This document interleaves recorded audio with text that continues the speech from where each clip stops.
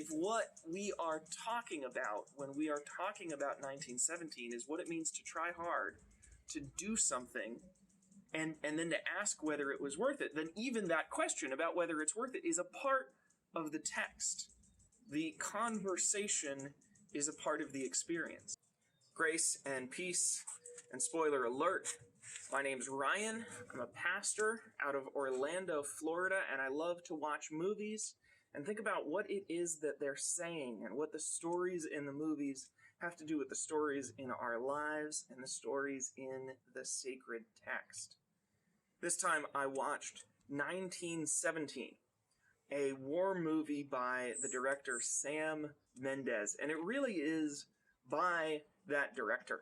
And it's a movie, more than anything else, about striving. It's a movie about trying to do something and trying really hard to do it and doing a thing and running into obstacles that get in your way that make it even harder and getting tired and getting distracted and then getting back to it and being determined and sometimes wondering, is it even worth it? I mean, so often when we try so hard, when we strive so much, there are questions about whether what we accomplish, whether the juice is worth the squeeze. That question is raised at the end of 1917. You know, it said, yeah, you stopped this charge, but they're going to send orders tomorrow that say, you know, charge someone else. And it's special in that way, 1917.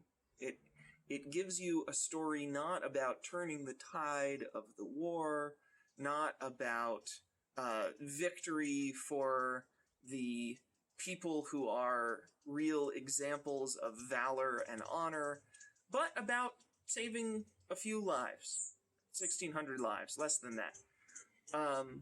That's an interesting angle to take. And of course, the striving that we see on screen is mirrored off screen, with Sam and his director of photography choosing to shoot in a style that is one seamless take without cuts. Now, of course, they had multiple takes in the movie and they hid them, but for the audience, we are seeing extremely long shots and our eyes never get to take a break. So we feel a sense of exhaustion, the same sense of exhaustion that the characters are feeling, and the same sense of exhaustion that the crew and the director and the actors are feeling because they're having to shoot in this very complicated, difficult style, all for what? All so that Sam Mendes can bring us a unique vision of World War I and can show it in a unique perspective in a way very few other movies have ever been shot. Was it worth it? I don't know. I mean, I might not have seen 1917 if it wasn't for this unique shooting style, but at the same point, did the story, was it really served by that feature? As far as the entertainment value, I don't think it was. As far as the enjoyment value, it didn't enhance it. But as far as the meaning, if what we are talking about when we are talking about 1917 is what it means to try hard, to do something, and then to ask whether it was worth it, then even that question about whether it's worth it is a part of the text.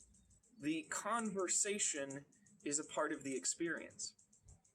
That's a very relatable concept if you've ever talked about theology with a Jewish person. You know, when Jewish people are reading Torah, they don't have just the word of Torah as it is in the translation they prefer and say, well, that's what it is, that settles it. Instead, they read the Torah with the Mishnah and the Gemara and commentaries on commentaries on commentaries, and the thing that you do with Torah is you argue about it. You discuss it, you engage it, and that's what makes the Torah good. That's what makes it interesting. The text is more than the text. The text is also the history of discussion of the text. Christians don't always appreciate that as much, but I think we would really be well served to enter into that deep pool of discussion for our texts. And if we did, we would probably bump right up into that same theme that Sam Mendes put in front of us, that theme of striving. Do we want to do it the easy way, or do we want to finish the work? And will it be worth it to do it the hard way and do everything and finish it all the way? Does it matter?